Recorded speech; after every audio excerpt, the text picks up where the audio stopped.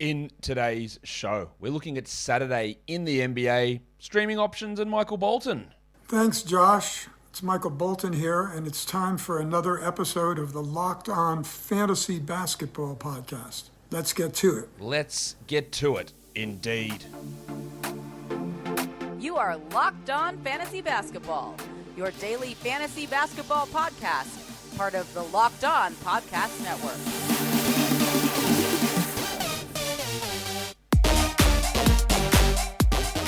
Hello and welcome to the Locked On Fantasy Basketball Podcast, brought to you by Basketball Monster. My name is Josh Lloyd and I am the lead fantasy analyst at basketballmonster.com and at Yahoo Sports Australia. And you can find me on Twitter, as always, at redrock_bball and on Instagram at Locked On Fantasy Basketball. NBA Top Shot is the future of being an NBA fan. Own officially licensed rare NFTs of all the greatest moments from NBA history. Sign up today at lockedon.nbatopshot.com. Thank you for making Locked On Fantasy Basketball your first listen every day. We are free and available on all platforms. Here's one of a platform that we're on, whatever it is you hear. YouTube, iTunes. Does iTunes even exist anymore? It's not called Apple Podcasts. That's what it's called. Hey, check us out. We're talking about streaming here. That's one of the weirdest intros I've ever done to a show, so I apologize about that. We're looking at streaming for Saturday. Yes, we need to be having a bit of a longer view with things, but also a short view is important too, because if you don't have the short view and get what you need in today, you might not be here for next week to actually play around with manipulating the schedule and all that sort of stuff. So having one eye in both camps is the way to go. We're going to cover what we need to do in terms of categories and points leagues for Saturday's action. Warnie. Let's get it on, Gilly. Let's start with points leagues. Let's start with some options for Saturday in Yahoo points leagues. These guys are all available in over 50% of leagues. The top two are absolute no-brainer dogs balls options. Davion Mitchell, De'Aaron Fox is out again. Don't think he's playing again. Remember that. I don't think he's coming back. Mitchell will start, put up good numbers, and Ja Morant, his regular season is done, basically. So Tyus Jones. These are the two most obvious ads that you will find out there. Unbelievable value. Trey Lyles, last game wasn't that good for him. Dropped the minutes down a little bit. I still think that there is value in using him. And the same goes for Alexei Pokusevski, who's been getting close to 30 minutes every game for about the last week and a half. There can be some adjustments in that rotation. We've seen that with Isaiah Roby already in the last couple of weeks. But Poku's getting some good minutes and he's producing at a pretty good level. Goga Badadze, it's interesting. He's apparently is questionable every single game with foot soreness, but he's been playing. He's been starting. He's been playing high 20s in minutes and been putting up good numbers. Isaiah Jackson will be out again. Miles Turner will be out again. We don't know about Jalen Smith. I think there's a pretty good opportunity to get Goga in, but it is a risk because he is listed as questionable. Donte DiVincenzo. Yes, they are bringing him off the bench, but he's still playing 30 minutes at the moment. They're limiting Jeremy Lamb and Justin Holiday, which is great. And DiVincenzo is putting up some pretty strong numbers. So he becomes a good stream option for Saturday. Remember, if we are again looking forward to next week, the Kings, this is their last game for this week, but they do play 4 next week. Not the greatest 4-game schedule, with only one quality game. So remember that if you are adding we'll talk about more about this in the week preview tomorrow. But a 4-game week, you get blinded by it, and it's great for Davion Mitchell. It's great for Damian Jones. But for Trey Lyles, Chimezie Metu, Donte DiVincenzo, those sort of guys, you literally might use them once. You might use them on, what day do they play? You might use them on Monday, and then not again for the rest of the week. Which is fine. You can add them for today, get Saturday, get Monday out of them. But they might not be useful for the rest of that week. Very big difference between a 4-game Kings week and a 4-game Bulls week where they play all on the off days. So just be aware of that. But as I said, Damian Jones, great ad.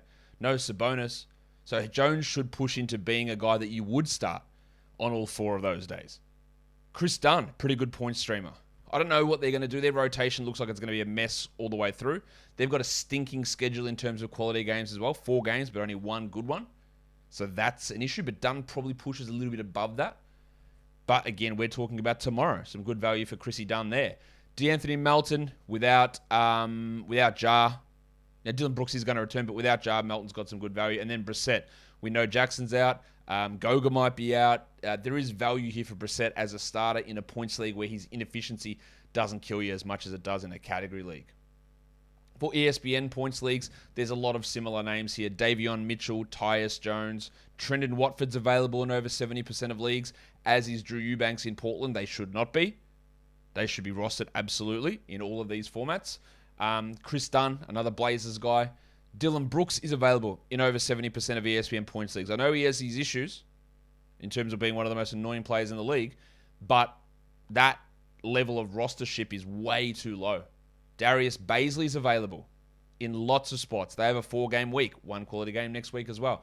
But you get the Saturday action, then you get the 4 next week.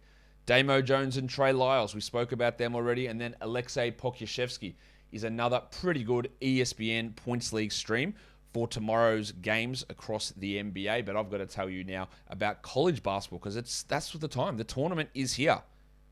Is your school going well? Are we getting upsets? Are they going to run their way to the Final Four? BetOnline has everything you would need, the latest odds, contests, and player props. It's the number one source for all of your sports betting needs and info. It's also the best spot, betonline.net, for all your sports scores, podcasts, and news this season. We have a look over at betonline.net. The Arkansas Duke game. Duke's 3.5-point favorites. Let me say, actually, in my proper American accent, Duke. I don't know what, again, BetOnline, sorry, I know this is part of your ad, but why is when there's a DU in a word that Americans will just pronounce it the same as if it's D-double-O? Is there no difference in that sound to you guys? I know that it might sound weird to you, we say Duke, but D-U-K-E or D-double-O-K sounds exactly the same in an American accent. So Duke is a 3.5-point favorite over Arkansas. Duke's been playing pretty well, obviously. Duke has been playing pretty well. I think we'll take them at the 3.5-point line.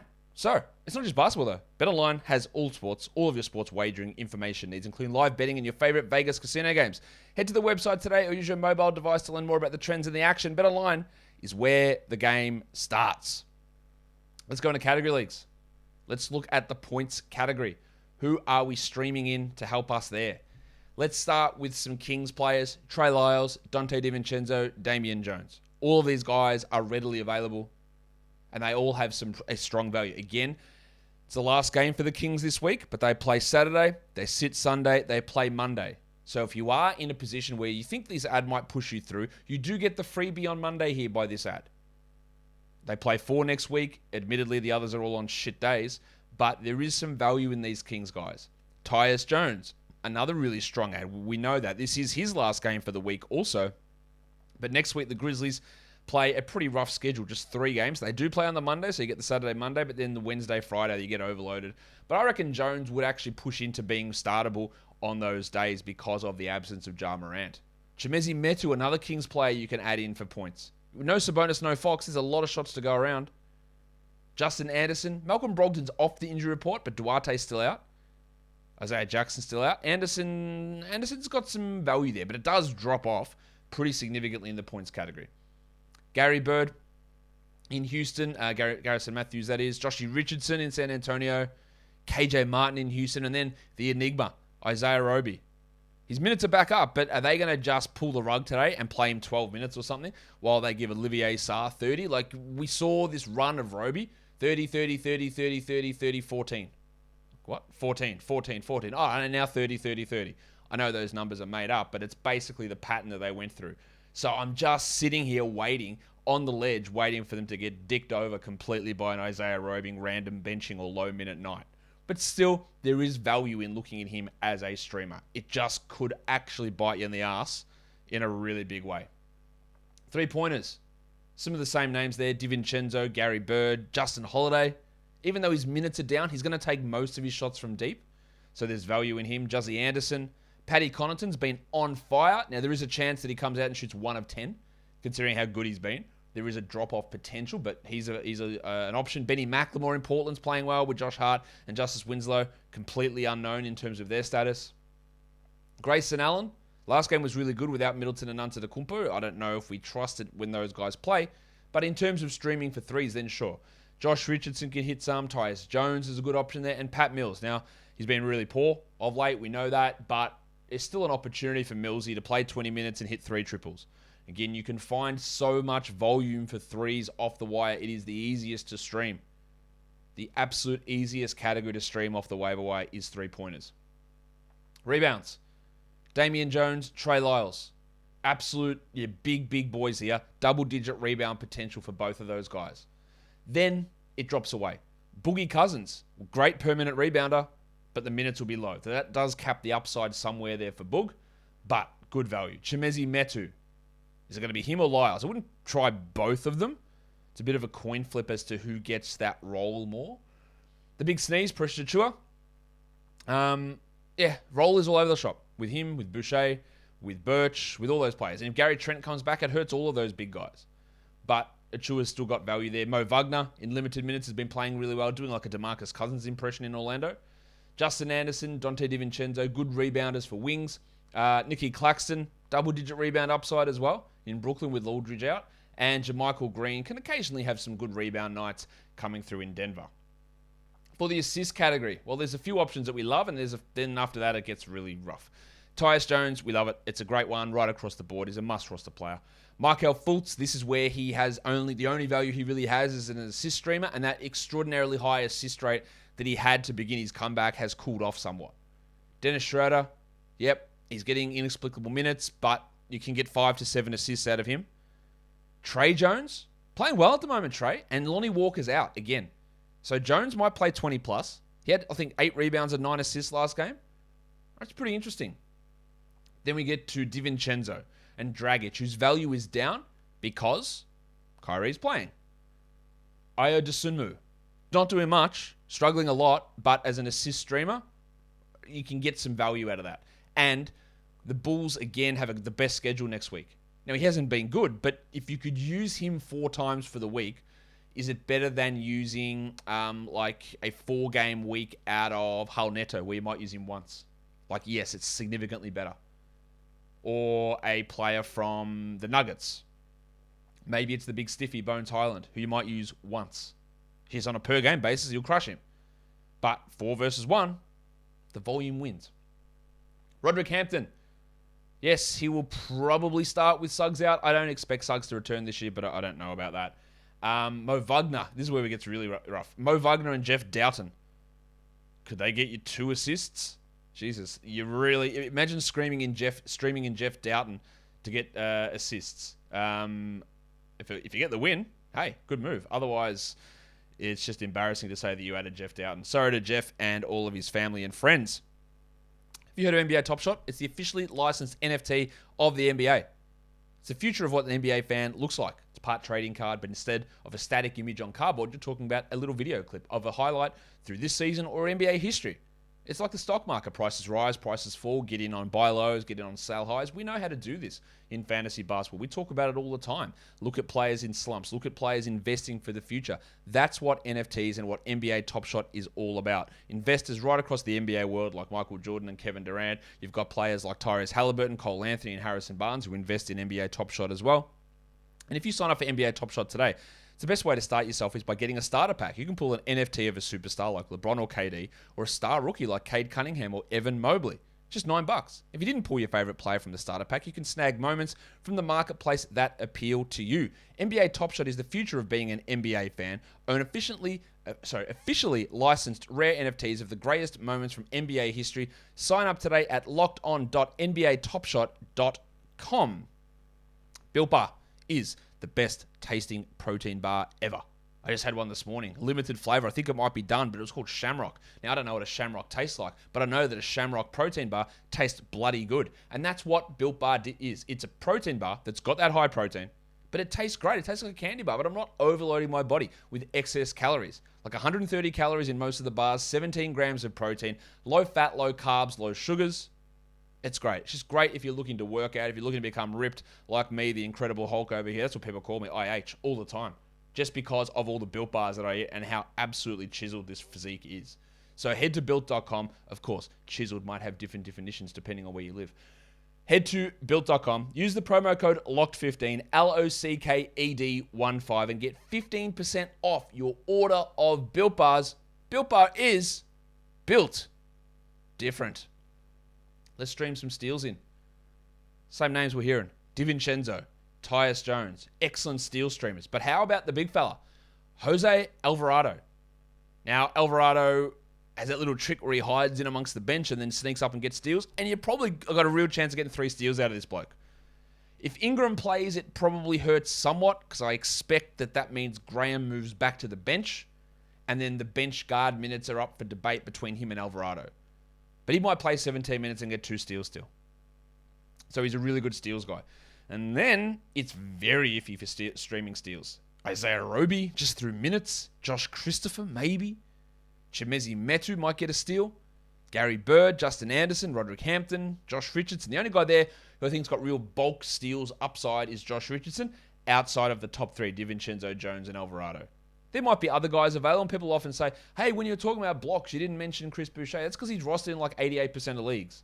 Or you didn't mention Royce O'Neal for steals. Yeah, because he's rostered in like 88% of leagues. And that's using our advanced metric to try and weed out dead leagues and only capture active and paid money leagues to get a better idea of where the competitive leagues are viewing these guys.